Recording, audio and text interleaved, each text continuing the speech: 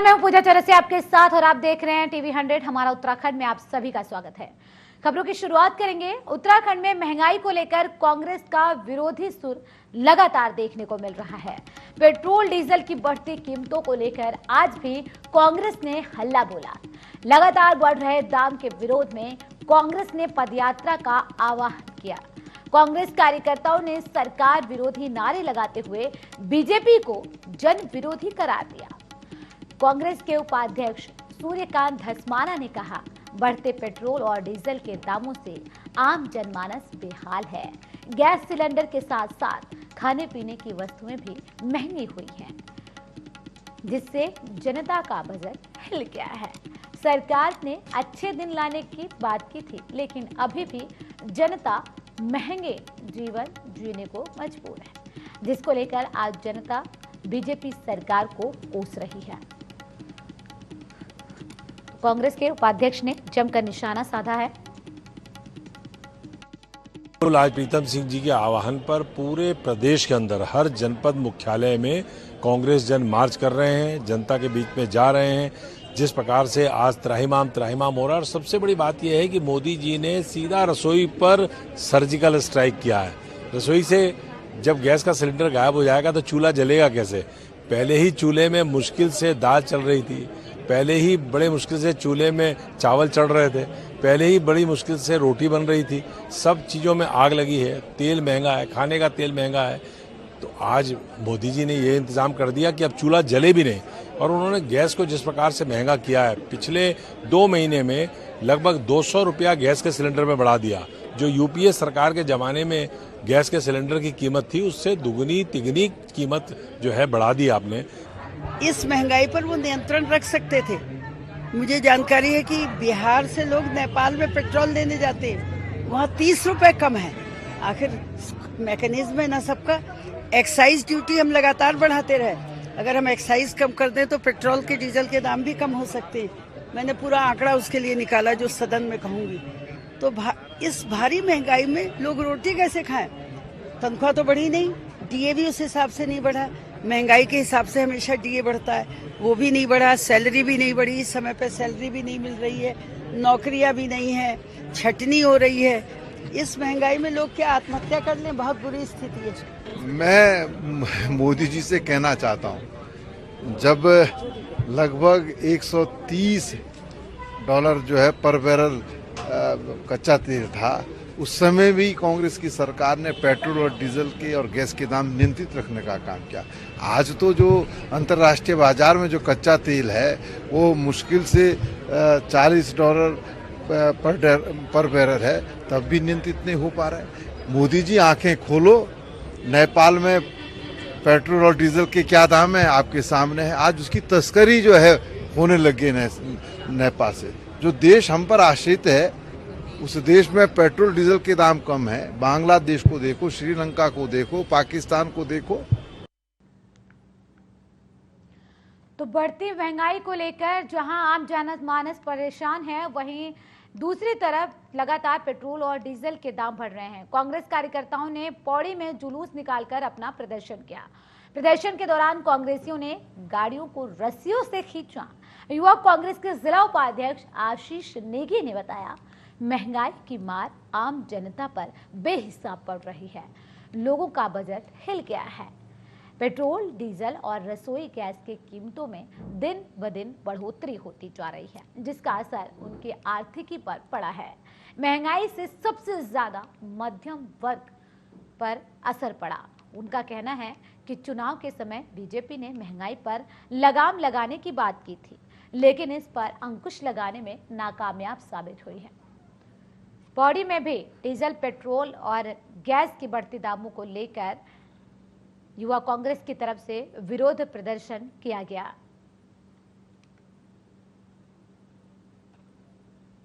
BJP के खिलाफ यहां जुलूस निकाला गया।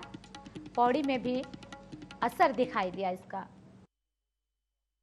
किसान तो आत्महत्या कर ही रहा है, लेकिन अब आम आदमी भी आत्महत्या करे, अब गरीब जो बेरोजगार युवा लड़के हैं वो भी आत्महत्या करें। आज स्थिति ऐसी पैदा हो गई है कि आम आदमी और जो मिडिल क्लास आदमी वो जी नहीं सकता, क्योंकि तेल और गैस और राशन जो और रोजगार जो है वही मूलभूत आवश्यकता है, और बिजली और पानी, इन सब के दाम कहाँ किस आसमान में छू रहे हैं, किसी ने कल्पना। पूरे दुनिया का अगर आप उठा करके देखें तो ये जो पेट्रोल और डीजल जो महंगा हुआ है, ये पूरी दुनिया में नंबर 1 पर भारत आ गया है। और बेरोजगारी की दर क्या है और महंगाई सिलेंडर आप देखिए, किसी ने कल्पना नहीं की। तो आज ये चाहते हैं कि युवा और जो गरीब है वो आत्महत्या करने के लिए अब मजबूर है। कांग्रेस पार्टी ने पैदल मार्च निकालकर यहाँ पर जो महंगाई, लगातार बढ़ती हुई महंगाई के विरोध में आज यहाँ पर प्रदर्शन किया है और सरकार से मांग की है कि वह जल्द से जल्द पेट्रोल डीजल के दाम कम करे।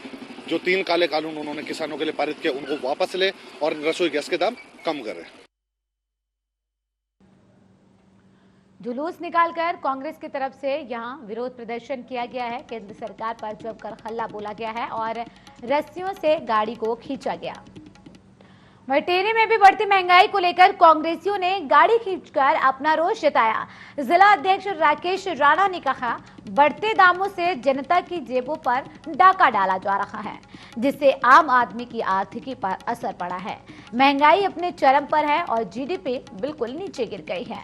गैस सिलेंडर करीब 800 रुपए के पार पहुंच चुके हैं, जिसमें सब्सिडी भी अब नहीं आ रही। सरकार ने सब्सिडी के नाम पर जनता के साथ छलावा किया है।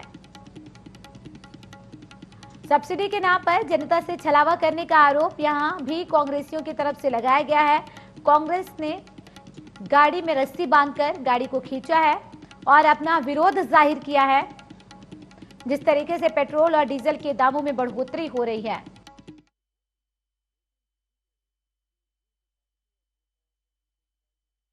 महंगाई चरम पर है। गैस सिलेंडर के आप दाम देख लीजिए, डीजल और पेट्रोल के आप दाम देख लीजिए, आसमान छू रहे हैं। हम लगातार केंद्र सरकार से मांग कर रहे हैं, राज्य सरकार से हम लोग मांग कर रहे हैं कि आप जो इतनी बड़ी जो आपने बेरोजगारी इस प्रदेश में पैदा कर दी है, महंगाई आज चरम पर है। माताएं बहनें, उनके सर का बोझ कम नहीं हुआ है। आज 900 रुपए का गैस सिलेंडर आ रहा है और 18 रुपए जो है उसकी सब्सिडी आ रही है। हम लगातार देश में अखिल भारतीय कांग्रेस कमेटी की राष्ट्रीय अध्यक्ष आदरणीय सोनिया गांधी जी के निर्देश पर, आदरणीय प्रीतम सिंह जी के आदेश पर आज पूरे जनपद और प्रदेश में आज हम कांग्रेस के लोग आज सड़कों पर है।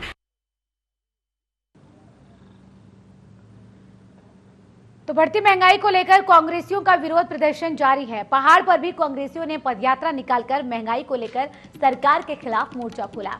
कांग्रेसियों ने कहा कि बीजेपी शासन में महंगाई अपने चरम पर है, इससे आम आदमी का जीना दूभर हो गया है। पेट्रोल, डीजल और रसोई गैस के दाम बेतहाशा बढ़ते जा रहे हैं। बीजेपी की केंद्र और राज्य सरकार महंगाई पर काबू पाने में असफल साबित हुई। वहीं कांग्रेसियों के वार का बीजेपी ने भी जवाब दिया और बीजेपी की तरफ से कहा गया कि सरकार महंगाई रोकने को लेकर लगातार प्रयास कर रही है, जिससे लोगों को राहत मिल सके।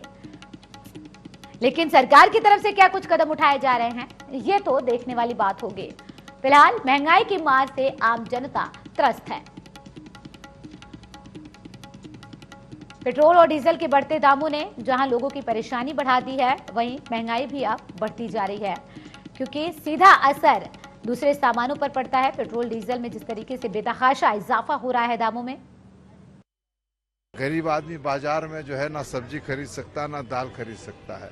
एक ओर वो कोरोना की महामारी से जंग लड़ रहा है, दूसरी ओर महंगाई से जंग लड़ने का काम कर रहा है। और आज पूरा देश जो है महंगाई से जो है त्रस्त है। और आज इसीलिए उत्तराखंड राज्य के अंदर कांग्रेस ने 3 जो काले कानून किसानों के हितों के विपरीत केंद्र सरकार ने लागू करने का काम किया है, उसके विरोध में, क्योंकि किसान भी आज सड़कों पर संघर्ष कर रहा है। तो तेल उत्पादक देश थे, उनका भी प्रोडक्शन कम हो गया था कोविड के कारण। और ये संकट कोई भारत सरकार ने तैयार नहीं किया कि हमें कोई शौक था तेल के दाम बढ़ाने का, क्योंकि वहां प्रोडक्शन कम हो गया था, क्योंकि मैन पावर अपनी जगह स्थिर हो गई थी। चाहे ईरान है, इराक है, जो भी देश तेल का उत्पादन करते हैं, इसलिए इस कारण से थोड़ा बहुत बढ़ा है। और मुझे लगता है कि ये धीरे धीरे जैसे ही जो है तो फिर मार्केट, क्योंकि तेल एक ऐसा वो है कि जो घटता और बढ़ता रहता है, मुझे लगता है कुछ दिन बाद ही नियंत्रण में आ जाएगा।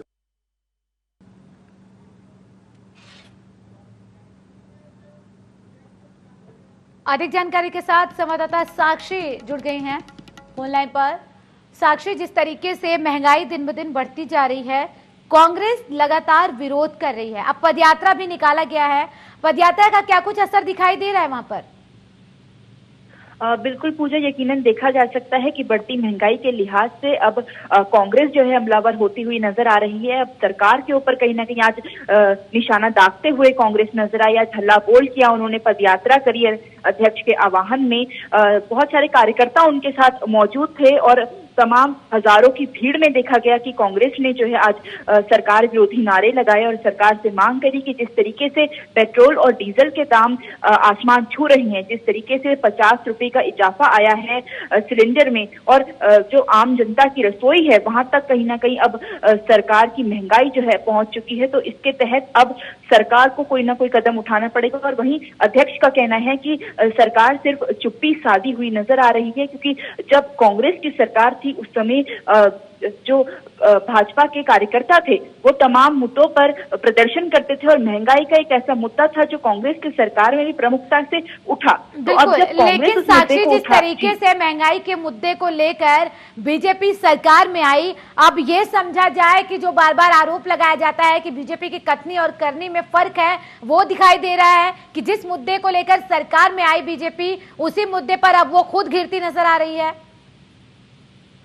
बिल्कुल, देखिए कहा जा सकता है कि जिस मुद्दे पर वो पहले कांग्रेस का घेराव करती थी, यानी जब हरीश रावत की 2014 में सरकार थी और उस समय जब घेराव करती थी भाजपा सरकार कांग्रेस का, तो उस समय कांग्रेस से जवाबदारी मांगी जाती थी। लेकिन अब जब सरकार से जवाबदारी मांगने का समय है तो सरकार क्यों चुप है? सरकार का लगातार ये कहना है कि पेट्रोलियम प्रोडक्ट्स के जो दाम है वो इस वजह से बढ़े क्योंकि जिन शहरों से प्रोडक्ट्स आते हैं उन्होंने ही दाम बढ़ा दिए। लेकिन अगर बात करी जाए नेपाल की, तो नेपाल में वो दाम क्यों नहीं बढ़े? ऐसा असर क्यों देखने को नहीं मिला? तो इस पर जो है एक बड़ी जवाबदारी सरकार की तरफ से बनती है, लेकिन सरकार चुप्पी साधे हुए नजर आ रही है। लेकिन बीजेपी की तरफ से तो ये कहा जा रहा है साक्षी कि आने वाले दिनों में राहत मिलेगी जनता को, इससे इस पर सरकार काम कर रही है। आखिर कब काम करेगी सरकार? 12 दिन से ज्यादा दिन बीत गए, लगातार पेट्रोल डीजल के दाम बढ़ रहे हैं।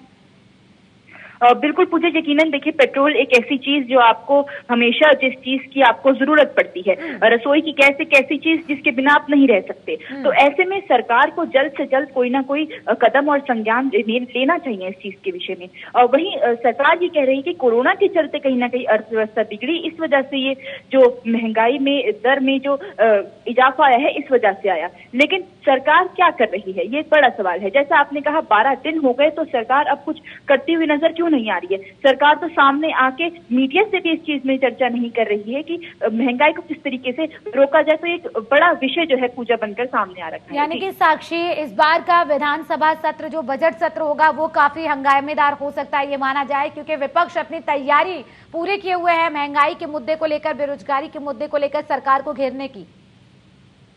निश्चित पूजा, देखा जा सकता है कि अब बजट सत्र के तहत ही देखा जाएगा कि किस तरीके से विपक्ष जो है इस मुद्दे को प्रमुखता से उठाता है। क्योंकि देखिए महंगाई का एक ऐसा मुद्दा जो बहुत लंबे समय से निलंबित था और बहुत लंबे समय से जो है कांग्रेस इस मुद्दे को उठाती आ रही है। तो वहीं मैं आपको बता दूं कि किसानों के मुद्दे पर भी अब राजनीति होती, जो गैरसैंण में है वो तेज होती नजर आएगी। और ऐसे प्रमुख मुद्दे जो है अब विपक्ष ने सोच रखे हैं जिस पर 1 तारीख से जो बजट शुरू होना है इस पर रखा जाएगा। जी शुक्रिया साक्षी तमाम जानकारी के लिए।